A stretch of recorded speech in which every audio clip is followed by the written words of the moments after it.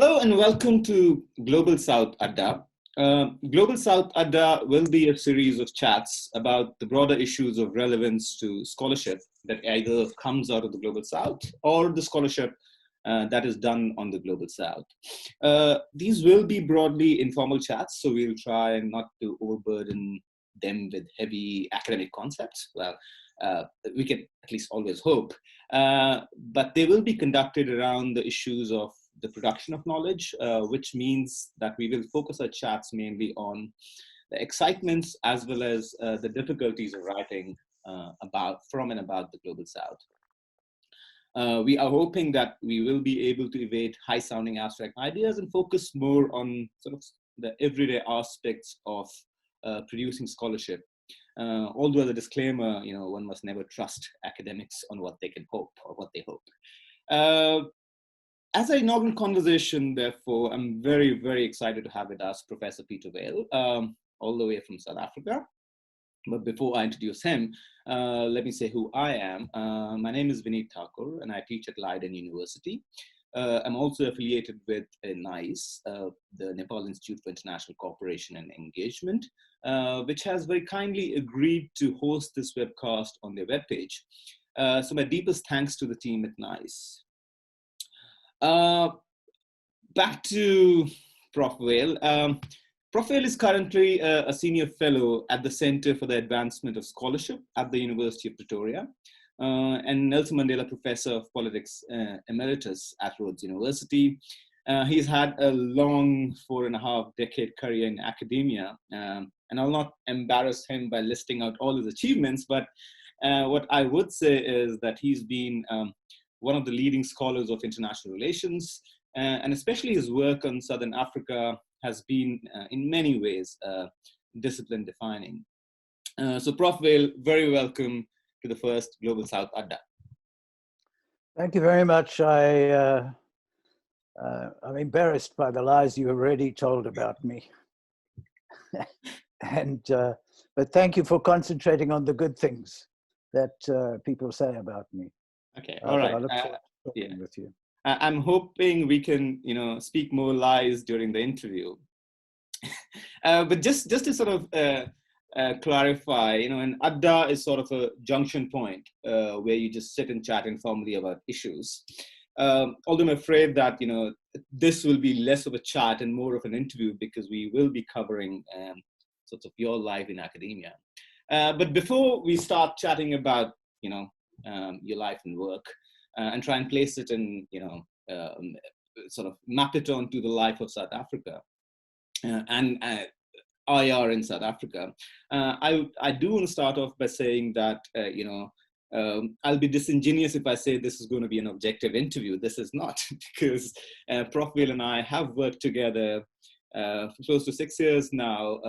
We've written quite a lot together. He was my postdoc supervisor, although I'm sure he disagrees with the term. But in many ways, my own writing, thinking, reading habits are greatly influenced by his work.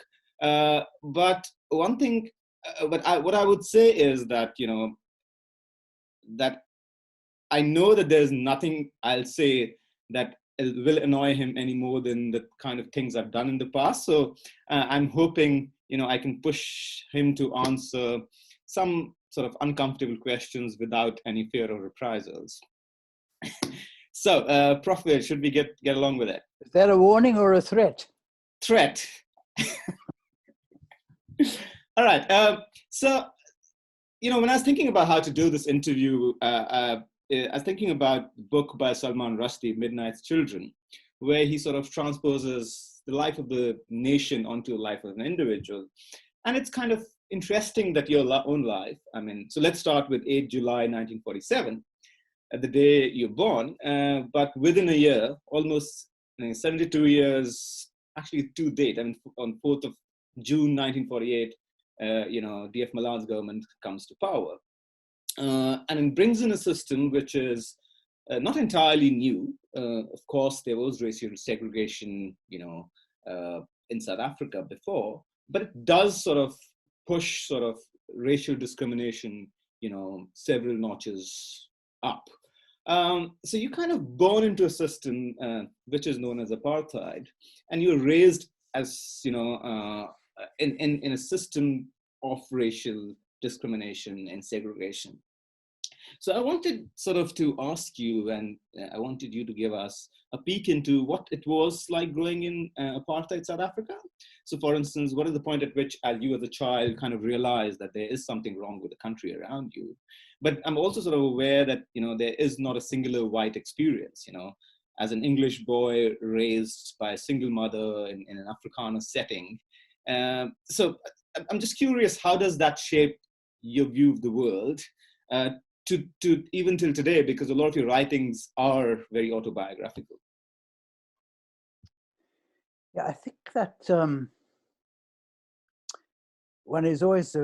I was always aware of difference, that people spoke a different language to me, that I was born into this English ambience, this Anglophile ambience, this Briton experience.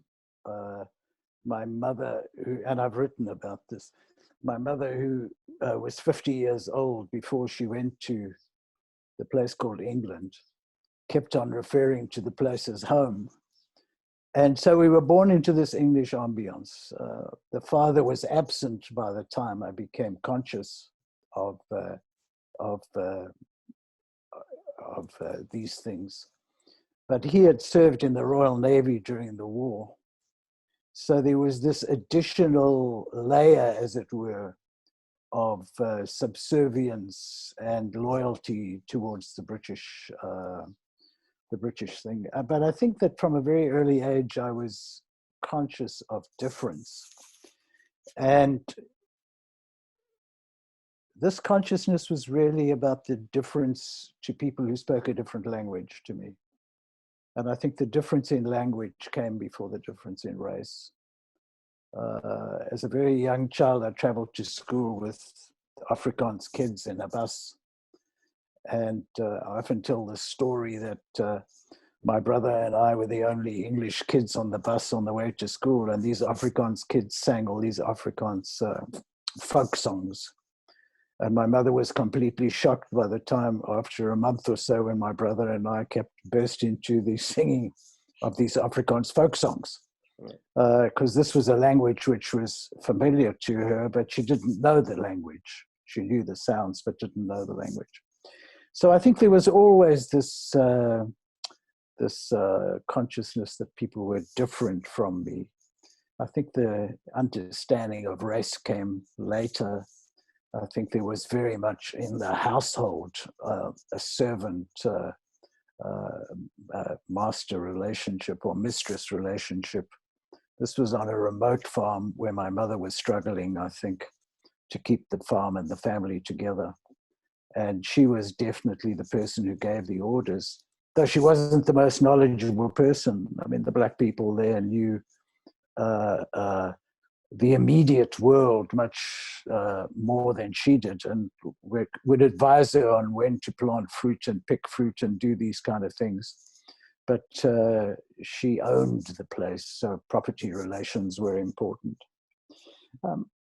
I mean, I had a really wavy route to opposition to apartheid, and went through various configurations about my own political consciousness.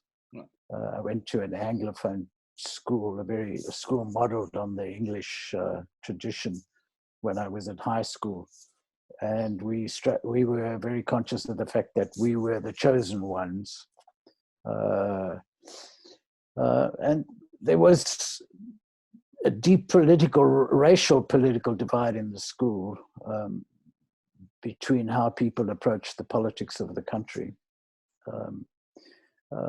I've said this before, that the most interesting kids at our school were undoubtedly the Jewish kids, who were much more culturally conscious than we were, who were much more conscious of the politics of race, because they understood this. But we were tugged in the other direction by the conservative English / Afrikaner understandings of race. the headmaster of the school was a very interesting guy. He was born in, and a big figure in my life. He was born in Ulster and had come to South Africa as a child. But he was a liberal in the kind of old-fashioned sense, and was tolerant intolerant of racial divides, and was very much committed to change, but committed to change within the rhythm and parameters and framework of liberals. So it was a kind of a mixed story of my childhood. Right. You write somewhere this incident where I think there was a statue, I'm not sure, I think it was Paul Kruger's statue, where you looked at Paul Kruger's statue and you always thought that was your father. It's of course, in a period where there is a carving of the sort of, South African nation. So I've always kind of wondered that as an English kid, sort of thinking of Paul Kruger as sort of the father of the nation. So there's this carving of nation as well as your carving of your own personality that's happening simultaneously. What sort of influence that had in your life? I think it was Les Kruger, who, by the way, is a man I admire. Because it was definitely Jan van Riebeeck, the Dutchman who founded South Africa in 1652.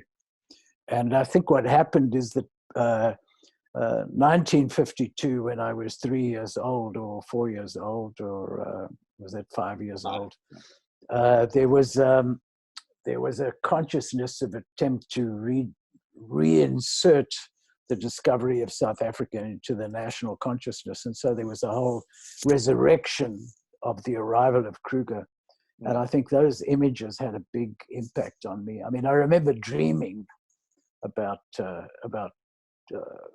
Riebeeck as a father figure in my life when I was a young child. I mean, I could probably take you to the room where I dreamt about this, but it was a big thing. So I think that definitely, I mean, my consciousness, my family, as it were, a broader family, or was definitely the place called South Africa. So at what point do you move to Johannesburg in your life? I moved to Johannesburg at two phases. One, my mother, when she abandoned the farm, went to work in a school and went from the owning class to the servant class. She was a school matron looking after other people's children in the school. And then she moved to a private school in Johannesburg, or a public school, but of a more, shall we say, Edwardian kind. So then my first encounter with Johannesburg was from this school. And then, of course, after I'd done my military service, I went to Johannesburg to Wits to be a student. And this is, we're talking about late 60s, early 70s? This was 67. 67. So this is also about, like we're saying, in the life of South Africa, crosses that adolescent age in a way, goes into the youth, where you go into the youth and you're sent to military service. Could you tell us something about the experience of, doing that 1 year and never going back to the military? Look, it was 9 months, and the idea of resisting was not military conscription, which came later and became a very strong and influential force in the country, and which was driven very much by peaceniks of a generation after me or 2 generations after me. But the idea of resisting never really occurred to me. I think I was taken up by the sort of American struggle in Vietnam, which I really didn't understand, and not sure I still understand it. So I went to the military, and in an infantry battalion, and was commissioned as a junior officer, and served 3 months as a junior officer, most of the time in a remote place called Ladysmith, which has a place in South African history for a siege, but there were no troops there. So I spent most of the time sleeping and getting drunk. Okay. So and then I went to university. Okay. So, and then your first job was, I believe, as a journalist. But speaking in terms of the discipline of international relations, your first sort of, entry into the discipline was working at the South African Institute of International Affairs. Now, could you sort of tell us a bit more about what was the institute doing at that point? The kind of, did it have any political agenda? What sort of, things it was producing, and what prompted you to join the institute? Well, I had done a very poor bachelor's degree because I spent most of the time carousing and drinking. And I had done politics, economic history, and the Afrikaans language, by the way, which was a wonderful course given by a very famous South African writer. And he was really interested in critical ideas, though I didn't realize it at the time. So I then went and worked as a journalist for a while. And then while I was working as a journalist, I did an honors degree, which is a postgraduate 1-year course. And I did it over 2 years because it was part-time. And this was the only course that would admit me as a student.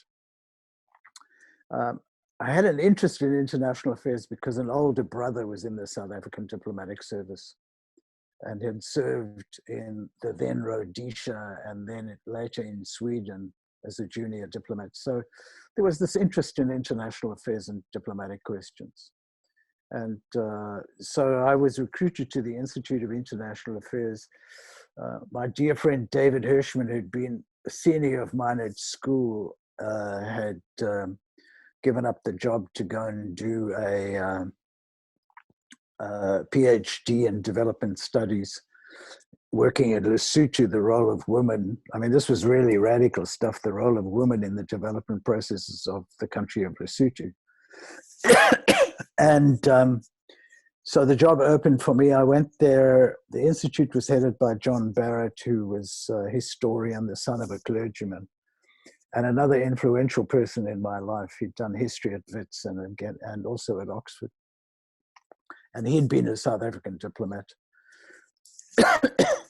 So it was really concerned with trying to understand international relations, or as they called it, international affairs in the Chatham House tradition. And they were subservient to Chatham House, and these complicated relationship between Chatham House and the South African Institute of International Affairs were playing out at that time. Was the Institute subservient to Chatham House or independent from Chatham House? Was a kind of the elephant in the room constantly. But the Institute had a second life, which was as a memorial to Jan Smuts. So all Jan Smuts's alumni, in the sense people who'd served with him in politics and in his cabinet and elsewhere, used to come for meetings there. So it was a mixture of an old boys club and an Institute of International Affairs. There were not too many women in the room ever, and there were no blacks. I mean, I remember the first black people coming to the Institute, and I spent 2 years there and then came back later for another 2 years as the director of research. And it was an interesting place for me. There was no critical stuff going on. It was very much a kind of conversation between liberals and realists about what international affairs were. And the word Marx was never mentioned in polite company.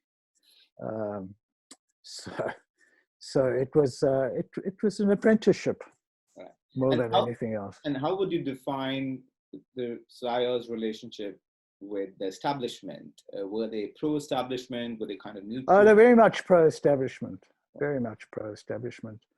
I mean, what they had got in Barrett was a very staunch Catholic conformist, but his influence in Catholicism was more from John the 23rd. So he was a peacemaker, much more than he was a kind of traditional Catholic. And he had a wonderful, eclectic, and interesting wife who was a much more radical person than he was, who used to tug him in the other direction. But he was a good person to work for and was very tolerant of, shall I say, my whimsy, my rebellion, all of these kind of things. It was while I was at the Institute that an interesting event happened. The second time I was there, I met a guy who had gone to Canada, a South African Indian guy who had gone to Canada to do a degree and had come back with a master's in IR from, I don't know, I've forgotten the university. And I proposed that he become an assistant researcher in the Institute. And this was took up the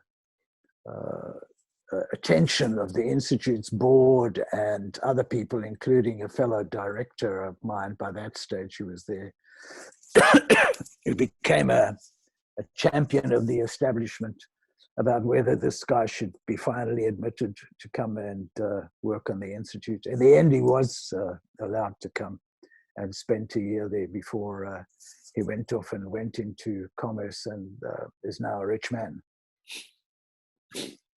But this is symptomatic of the debate about opening the Institute to other people. Right. So, and at this point, you make your own journey to home, right? Where you go for your PhD to England. And as, a common friend, Estelle, and I say, you are a self-hating Englishman. So how do your 3-4 years in Britain, how does that shape you in your work? Look, there were only two. There was 1 year at Leicester when I did the MA, which was, I was 27. It wasn't a very demanding course. In fact, I thought that the honours I'd done at Wits was better and more intellectually interesting than the MA I did at Leicester. It was comparative politics, but with an emphasis on European community.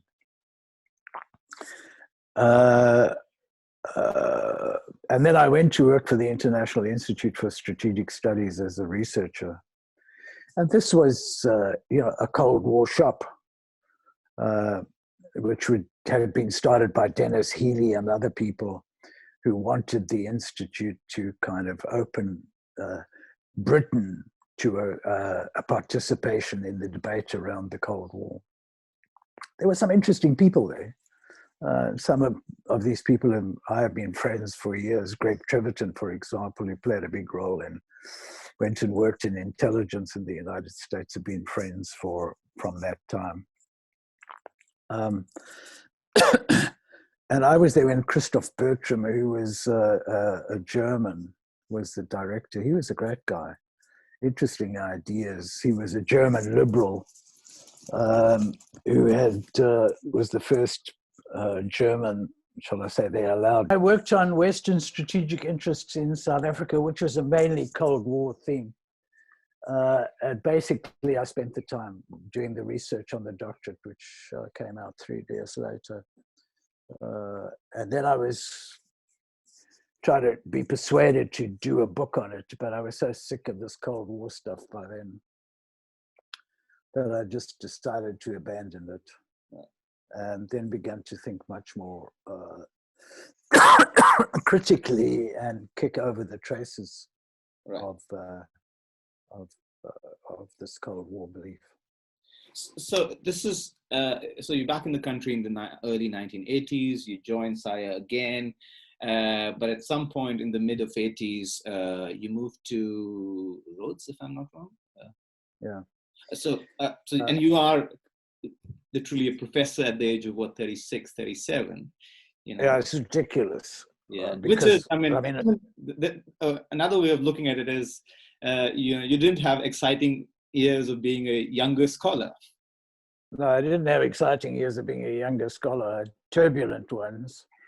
But it's ridiculous. I was a white boy. I had 4 publications in not very good journals. And I sat in this committee of all men who were all white English speaking. From Oxford, Sorry? From Oxford and Cambridge, I guess. Yeah, Oxford and Cambridge. Yeah. So I was perfect for them. And so I became a professor. Right. And then, as they say, the pawpaw hit the fan. So this is a point in time, mid-80s, when, things are changing in South Africa. There's a whole UDF movement. Politically, a lot of things are changing. There are talks going around and all of that. And your own scholarship moves more towards sort of the critical side of things, right? It becomes very critical in the early 90s, I guess. But there's a distinct shift. You yourself become a little more activisty, if I can put it that way. But it's also, I guess, greatly influenced by your wife, who you married around this period, because Louise was very much into activism. So how much do you think, Louise's thinking brought in sort of the more of gravitas, but also nuance and critical element in your own scholarship? No, this is a critical moment. I had always wanted, I guess, to find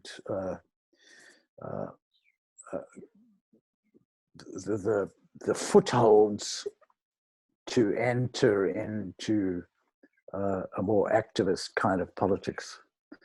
I had very much nailed my colors, I think, to a sort of liberal mast, but meeting my wife, who had at that stage was had come out of some sort of involvement with the ANC in exile, took me in this much more activist direction. I'd become very close to a lot of Black people and had spent and was twice arrested for being in Soweto after dark. So I had already had small encounters with the law over these kind of issues. This was the time of the Biko killing and those kind of events. So I was much more drawn into it. But there's no question that Louise provided the footholds for me to get much more deeply involved. She was very much committed to what became the UDF, and I moved in that direction fairly smartly, I think, when I moved from Johannesburg to Grahamstown. Although I was not in the mainstream of the UDF, I was always sort of sympathetic to them and sympathetic to what was going on. And this made us as a couple targets for the police and for conservative whites. And that is a whole part of the autobiography. But I was drawn also intellectually much more to the critical side of it. It's interesting that international relations had cut itself off from mainstream social science debates in the country. And let me just mark one exception, and I'm going to come back to him in a minute. Mainstream international relations in the country had remained in this liberal realist dance. But other disciplines like history and economic history and sociology had all begun this fantastically influential and fecund flirtation with Marxism. And so I began to read much more in that field and to see the connections between international relations and Marxism.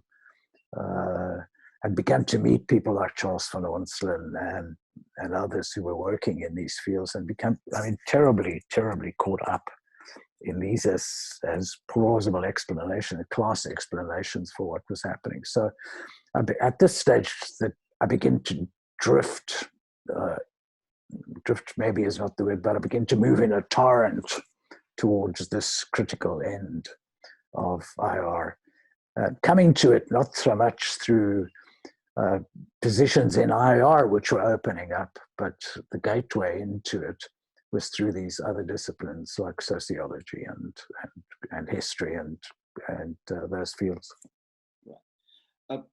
So before I get into sort of the 90s, which I think is a very crucial decade in your scholarship, I wanted to ask this. So when everything is going around in South Africa, I mean, like you said, you and Louise are kind of targeted couple. There's the story of where one of your cars was found in Swaziland with,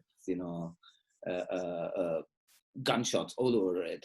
Did you at any point consider leaving South Africa? Because a lot of academics did leave for understandable reasons. Yeah, listen, this was always an option. I mean, this is the great and the passport out is the British degree and in the English language. And I mean, I had a number of flirtations, but never took any of them too seriously. I mean, I wondered what, well, let me put this a different way. We had no responsibilities, there were no children. It was just the two of us. So we were at one level fancy free. As you know, Louise was jailed for 4 months, imprisoned for 4 months, and then about 6 months later, I had a passport taken away from me. But there was never really any thought or any serious thought given to leave. I mean, people did suggest that the Canadians might give us refuge. My father-in-law was very keen for us to do that, but it never really happened. Okay, so getting into the 1990s, I think there are sort of 3 broad streams, and we want to pick up all of them. So first is, your work on foreign policy, which is, and the second is sort of the institutional work that you do, Center for Southern African Studies, and third is the more of theoretical work, critical security and all that. But I want to start with foreign policy, because this is a period where you're writing a lot about foreign policy, and in fact, that, and it's not, everyone knows about it. People have written about it, that the famous Nelson Mandela piece, which listed those 6 or 7 principles of South African foreign policy. You were one of the main drafters of that piece, but immediately afterwards, you were also probably one of the strongest critics of South African foreign policy. So there is this great moment of idealism in your work, but also immediate sort of frustrations and disappointments.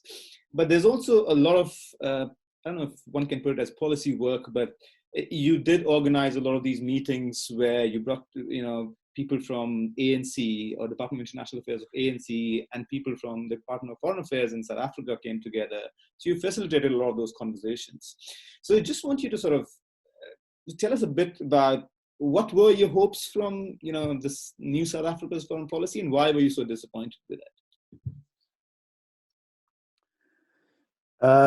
And if I could just add, so what was the moment from which you started getting disappointed? If there's one moment, which sort of, yeah. I think you got the sequence of the unfolding of the critical work slightly wrong, but let's focus on the Mandela, the foreign policy period. I mean, I was Rob Davies, who'd been in exile and who I knew, who came out of a very strong epistemic group that had been in Mozambique with Dan Amaro, but by the way, is the other really interesting IR person, or an interesting IR person, but a neglected voice. who's still active in Canada, who's now writing on culture and IR. So Rob Davies joined me at the Centre for Southern African Studies at the University of the Western Cape. And we then, after the ANC was unbanned and came back, got into a group which was regarded as the ANC's foreign policy group, which was a group of young people, mostly younger than me, who met with Thabo Mbeki and Stan Mabizela and Aziz Fahad and talked about what the possibilities of foreign policy were. And there was a real hope then that South Africa would become a more activist force for a peaceful resolution of disputes and a force for good in the world. Now, one has to remember this is, as the Berlin Wall came down and people were very optimistic about what would happen. The foreign policy piece came out of that period. I was in New York and staying with some friends and walking in the street in New York and suddenly had this idea, because I'd published a piece in Foreign Policy before with Sanford Unger on constructive engagement, and then said, wow, we should get Mandela to write a piece. So I phoned the people at Foreign Policy who said, I said, I'll get Mandela to write a piece. So in the end, I was the principal drafter of the piece, with great inputs from Rob Davies, a guy called Gary van Staten, who wrote the wonderful beginning of the piece, and various other people. So it went into the journal and has become this iconic statement about the. I mean, if you read it now, what it is a kind of the case for liberal human rights in a post-apartheid world, and South Africa is a champion for human rights. So I mean, there was a lot of optimism and a lot of hope that South Africa wouldn't relapse into what the British school famously called afterwards just another country. So they were hoping that South Africa would just revert to just another country, that there could be no exceptionalism for South Africa. And I think we kind of hoped that there would be a form of exceptionalism for South Africa. For me, what changed the moment was when it was clear that social and economic policy would be much more capitalistic, neoliberal, as we later came to call it, rather than a much more deeper human-centered society. And that's the moment for me when I began to tear myself away from the optimism that I had hoped would come out of the new government. And there was a lot of contestation in IR pieces, in the IR community. I mean, we produced a document on South African foreign policy, which was seized upon by some conservative colleagues from the old school, who saw this as just completely nonsense, who were neoliberals, neorealists by that stage, and pushed into this liberal, radical divide, a resuscitation of neorealist thinking. So there were a lot of internal fights. Right. So amongst whites, by the way, amongst whites. Okay. I thought you said, I like fights. Oh, I like fights too, of course. Okay. So the second part of your work in this period is, of course, the Center for Southern African Studies, which, if I'm not getting it wrong, you start with Rob Davies, or Rob Davies comes in later? Rob Davies came in later. But there's this 10-year period, or probably less, where, I mean, the center does a lot of great work, but then kind of suddenly disappears. So first, why did you feel like starting a Center for Southern African Studies? Was it a part of an IR project, or did you see it as a sort of an autonomous project? And why did it sort of fold? Look, I think what happens is that I had always been interested in Southern Africa.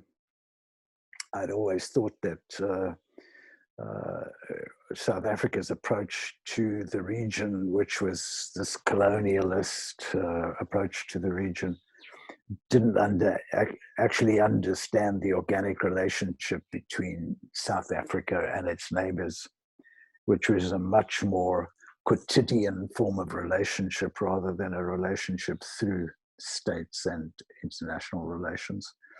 And, you know, the fantastic work done by, amongst others, Charles van Onsen recently has just reinforced this idea that actually this is not a region of sovereign states, but a region of people. And so I had been to Mozambique and realized that, I mean, I'd been there as a student, but I went there again on a conference at some stage, and then realized this place was in a heartbeat from Johannesburg. Mozambique and the region were in a heartbeat away. And that the late apartheid state had conducted essentially a war against these people.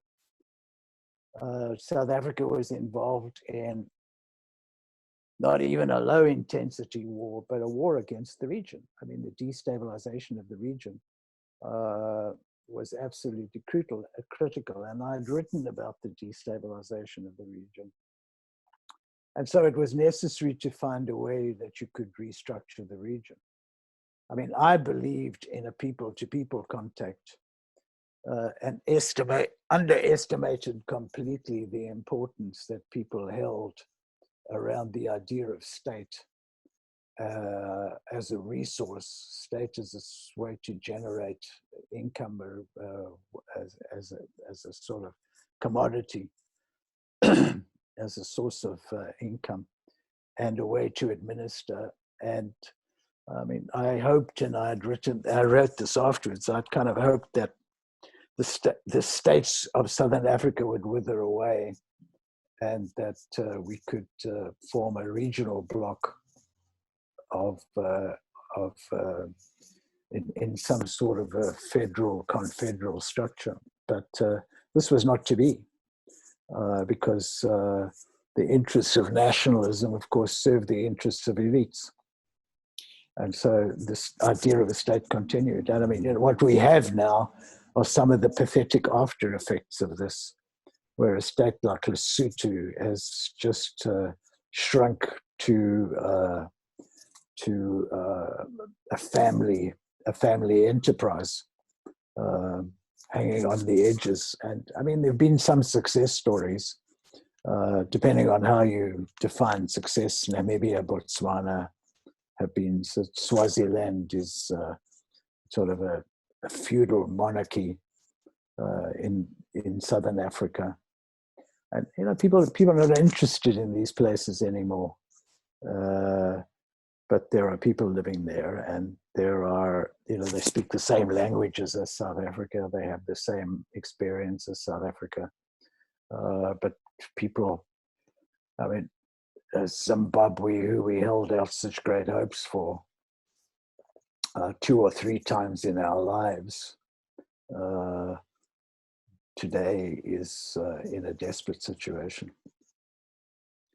I mean, this sort of allows us to actually segue into the next part I want to talk about, which is, you know, your theoretical work. But before I get to that, very quickly, why did the center close? It closed for 2 or 3 reasons. Firstly, the University of the Western Cape was a fantastic place because at one stage,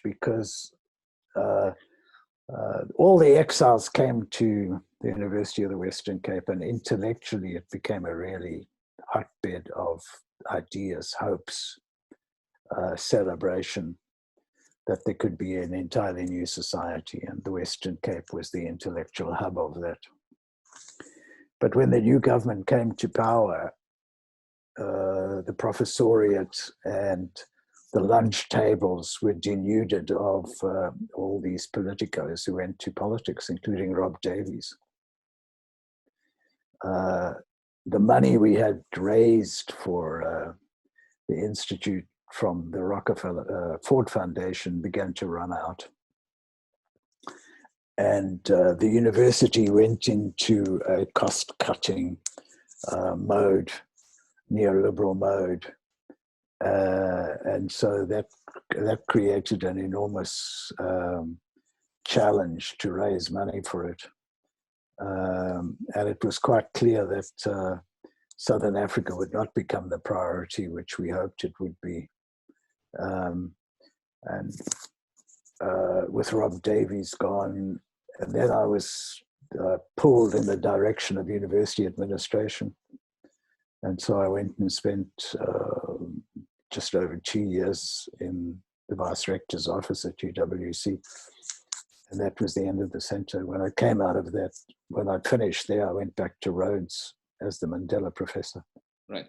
So in the decade of the 1990s and probably early 2000s, most of your work, or a lot of your work, is on, what is known as critical security in IR.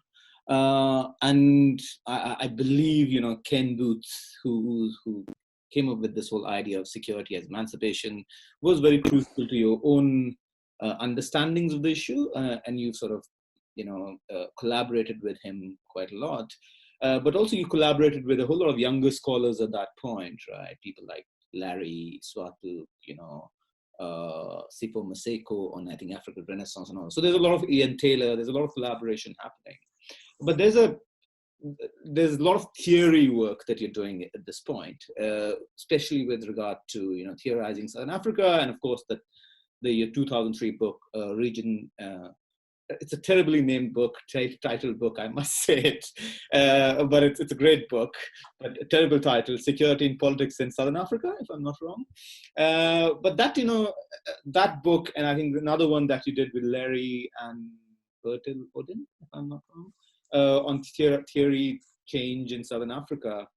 Those two are sort of, still sort of were discipline defining in many ways, but also theoretically very nuanced in terms of how one thinks about Southern Africa. So how did this sort of, a complete new theoretical perspective, which was already, a kind of a new theoretical perspective in IR, but how did you sort of think about it from Southern African perspective?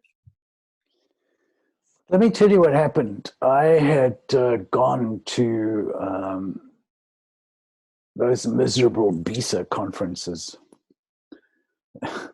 And I'd gone to one in Newcastle. And I mean, I find most of these conferences quite depressing.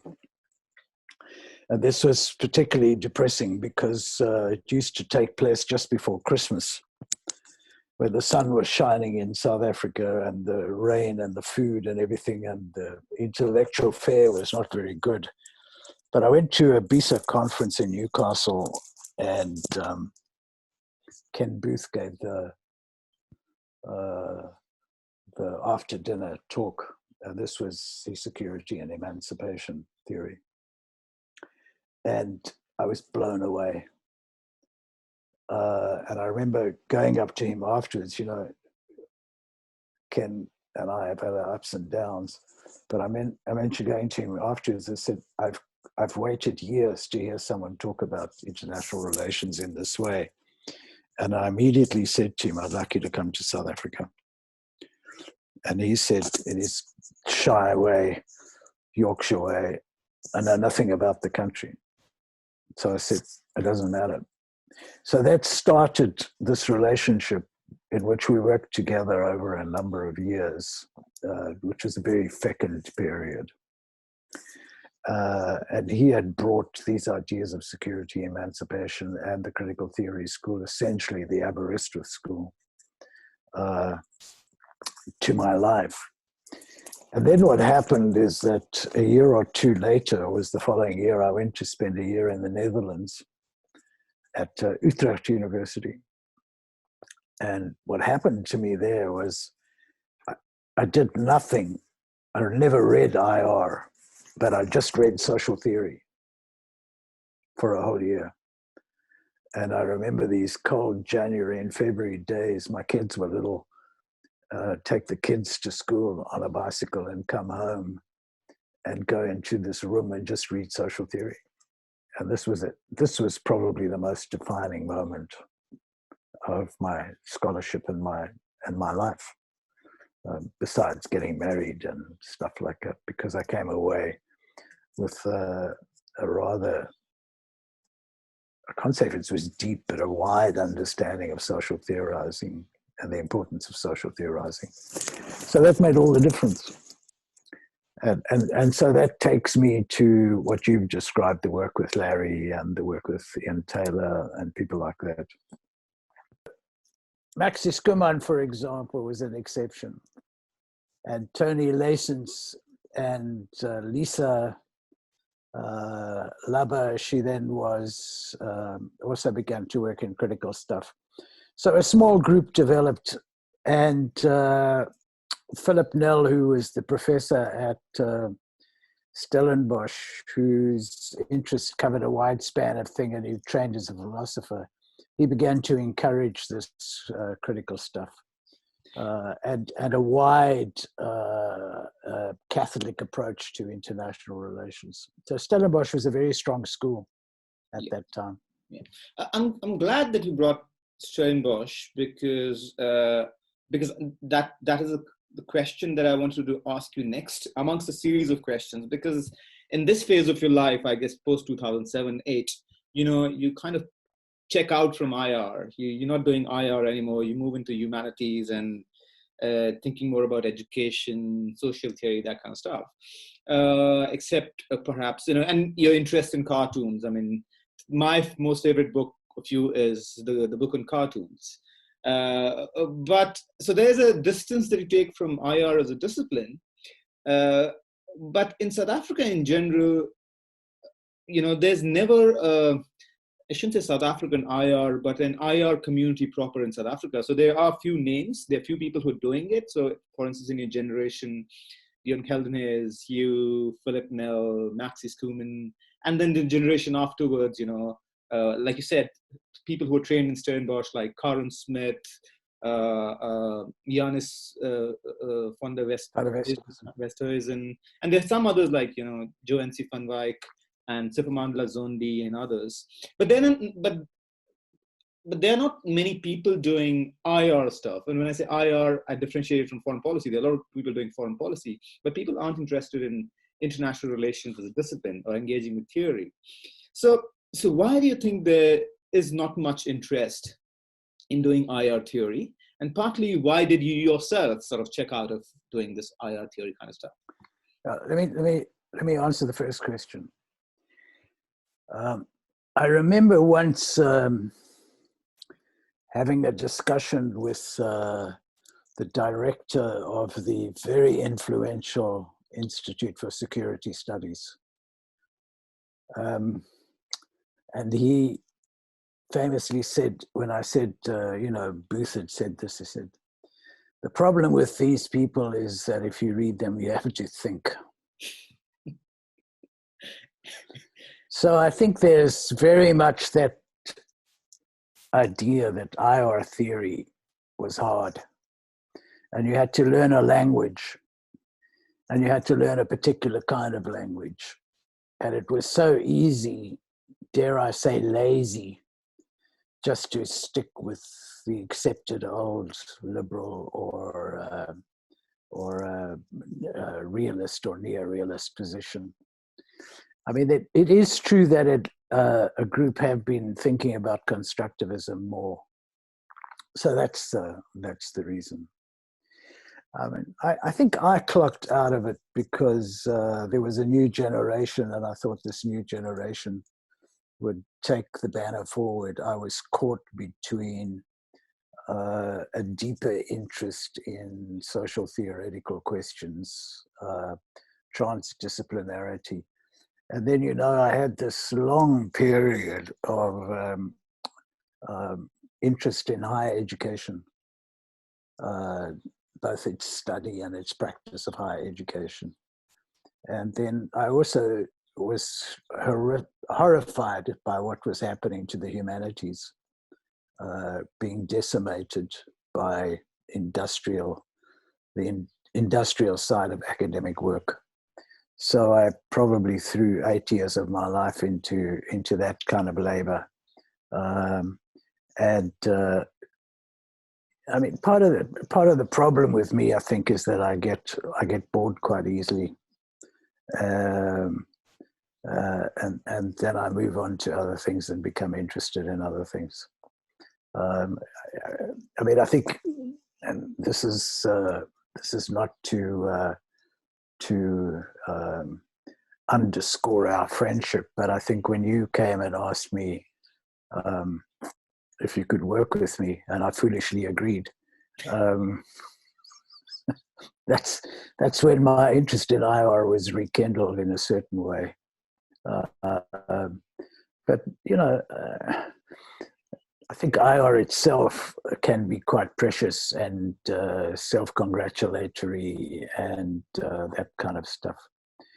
But you know, there've always been people in IR that I've enjoyed working with, present company aside. I mean, I've done this really interesting lot of work with Larry Swatuk, the Canadian, who's also, I mean, was very strong in IR, very strong in theory, but is now mainly working in development and water studies and stuff like that, you know, real world issues.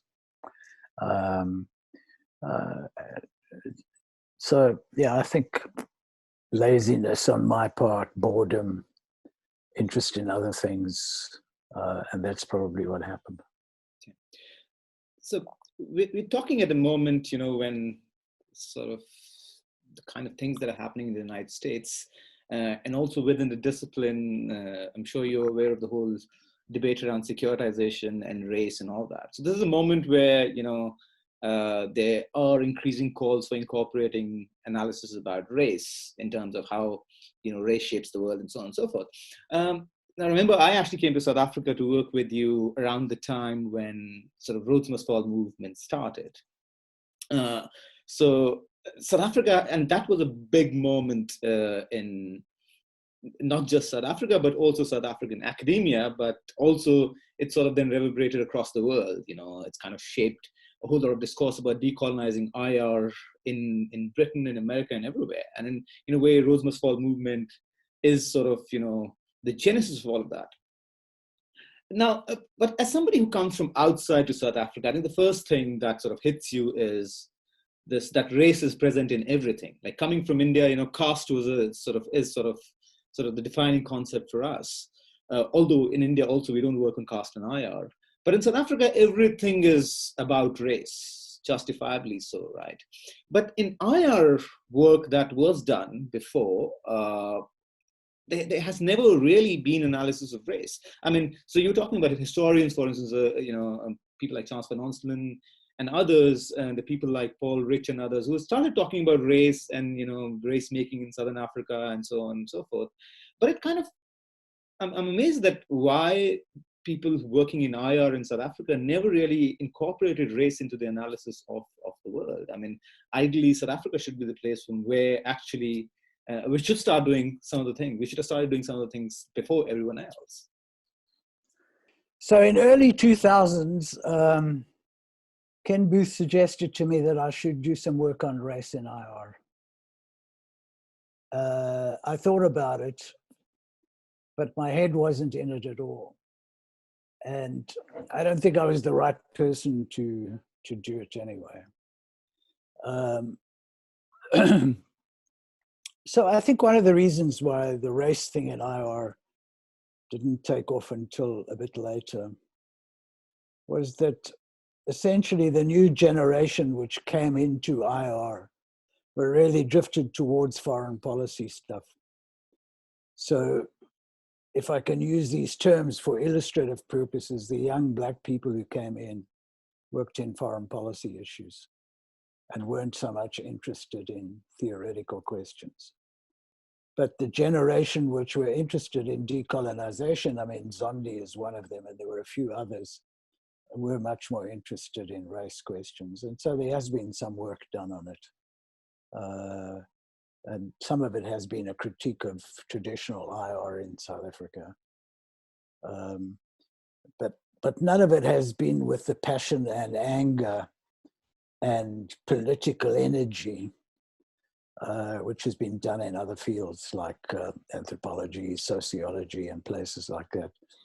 I mean, you know, the old thing that IR is always 20 years behind everywhere else still applies, I think.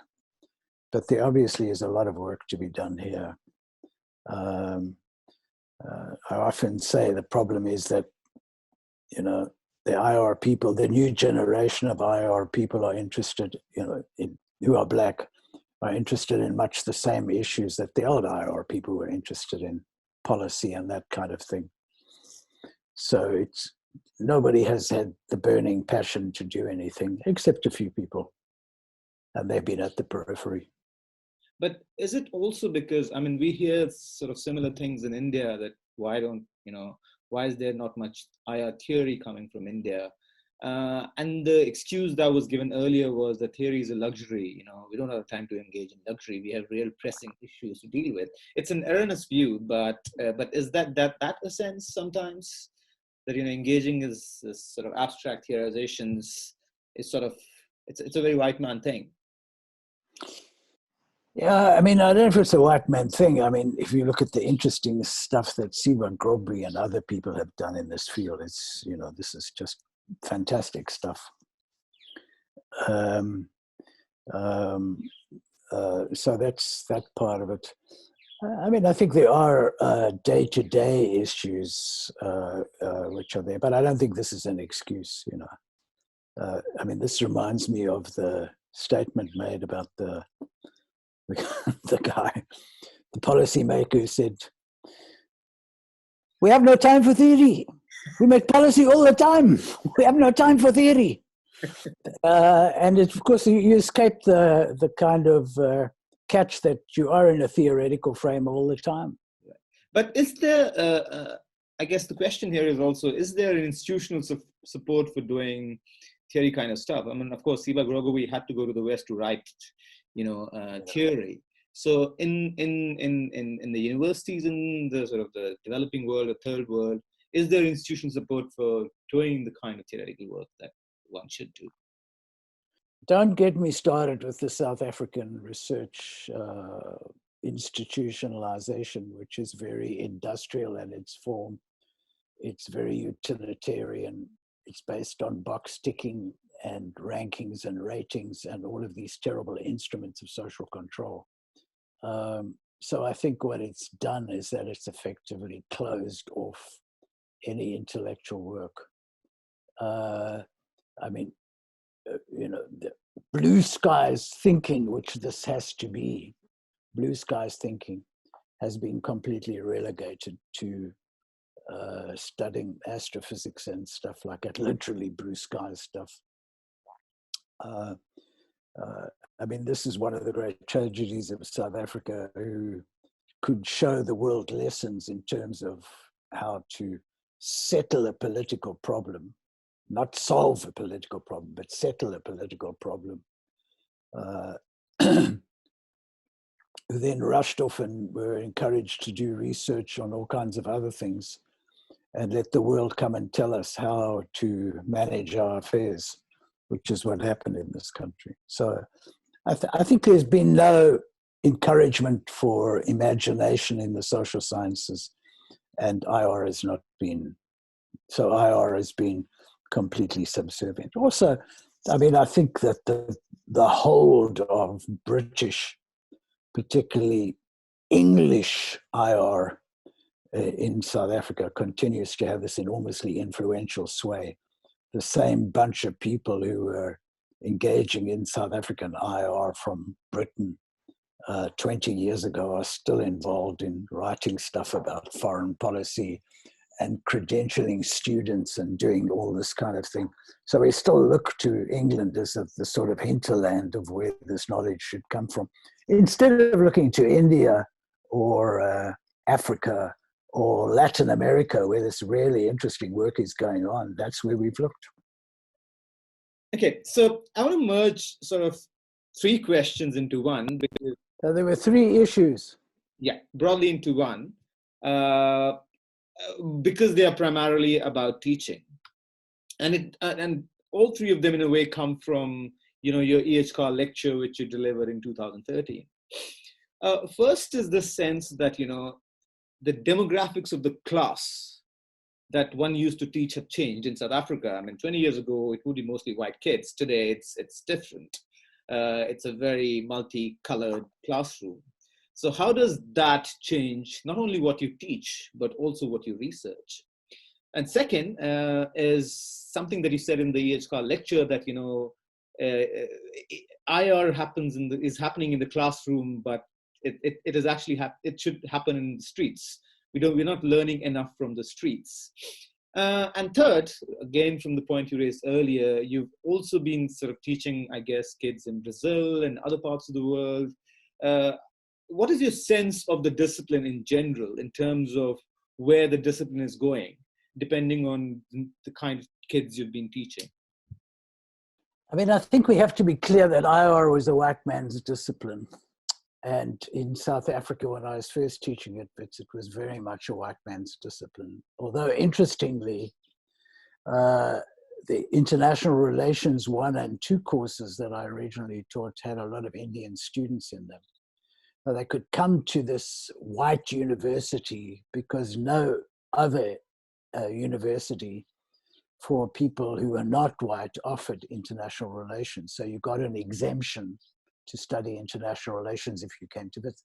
They were very interesting because they brought cultural understandings of the relationship of the subcontinent into the classroom, whereas before understandings had been melded through either Afrikaner experiences in a very small minority or the experiences of the southern suburbs of Johannesburg, which were linked to the home counties of Britain.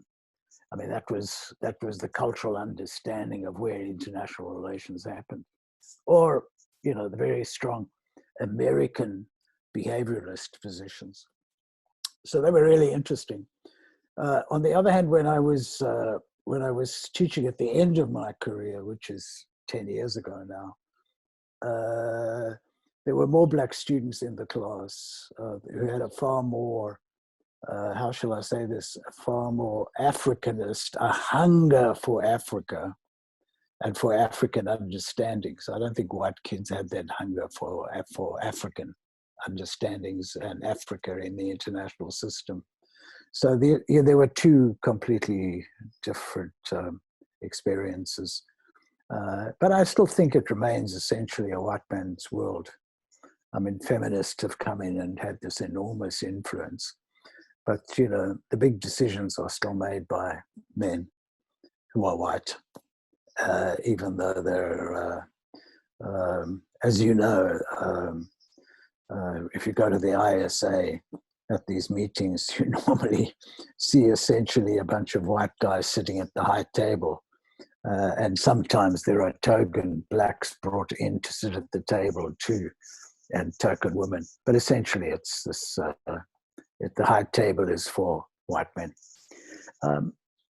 I think on the question of IR and the street, I think international relations is tone deaf. It has no understanding of the street.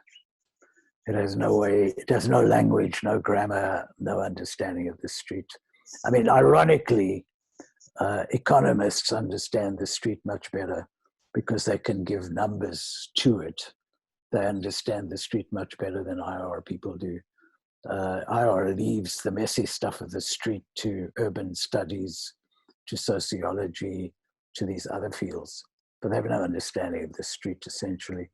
I mean, there are such fantastic examples of city-states. And I mean, I don't think IR has attempted at all to understand in any fundamental way city-states. Religion, the study of religion and IR comes together in certain places. Scott Thomas's work on the role of religion and IR. But essentially it's held at this arm's length. This isn't proper IR. IR is what the realists do. It's interstate. It's finding nice, neat theories that can be put in place. So I think that's the issue across the world. All right. So, I mean, we can't have a whole discussion without talking about the elephant in the room, which is COVID.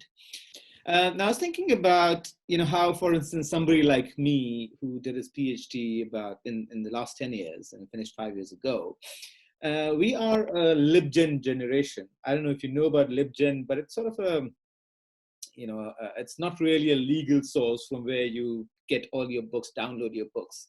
And because of this whole internet revolution, a lot of us were able to access a lot of literature that was produced that wasn't in the libraries, that you couldn't buy, and all of that.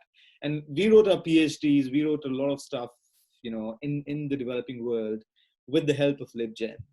And now, in the COVID world, where you mentioned ISA earlier, the whole big conference thing in some ways is over. There is more democratization of content. I mean, we're talking like this without having to go to ISA. In a few days' time, I'm trying to organize a roundtable with young scholars from the Global South. But the great thing is we don't have to go to the ISA or BISA to organize that. So do you think there is a certain democratization of content that's probably going to happen, which is good for the discipline? Let me make 3 quick points. The first is we don't talk enough about this fantastic health and IR move that has happened, where health studies, epidemiology, and these things in IR have come together. So I think if there's any prospect for growth, it's going to be in that. So this will come together with that. Secondly, we should say hallelujah, that the plane journeys are over, that we won't have to go to the insufferable northern organized conferences where we are dictated to fill in the form and to tick the box and to stand in the line for the sandwich. So thank God for that.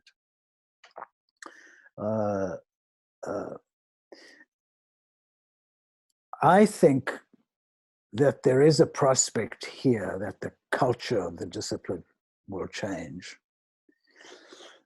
that it can be more democratic in the sense that you're suggesting it because of greater accessibility.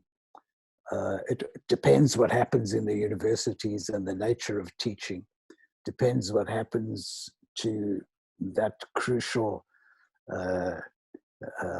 transfer bridge, the master's degree. Will it become all offline, all taught online, and how that looks? Because that's been where the virus has spread through that thing. But the discipline itself, its rigidity, its control, its political economy is still controlled by the journals. And that's the point, that's the moment, that's the inflection that has to be made, this dominance of these northern-centered journals, where everybody is scrambling on everybody else's shoulder to publish in Journal A or Journal B or Journal C. We have to find, that's what needs to be democratized. And the resistance to that is going to be enormous from the publishing houses, from all those well-known suspects who publish Taylor and Francis, Cambridge, everybody else, that well-known group. So it's freeing that. That's where the emancipation of the discipline lies. This doesn't mean that peer review is not a good thing. Let me be clear. Clearly, peer review is a good thing. Clearly, meticulous scholarship is a good thing. But the political economy of the discipline, which has tied itself to these Western interests, that has to be stopped. That has to be, shall we say, liberated. Amen to that. Thank you so very much, Prof. Vale. It's always a pleasure talking to you. And thank you for inaugurating our Global South Adda. Thank you very much. I hope a little bit of what I've said has made sense. And you're going to have a long and happy life. All right. Thank you. Bye-bye.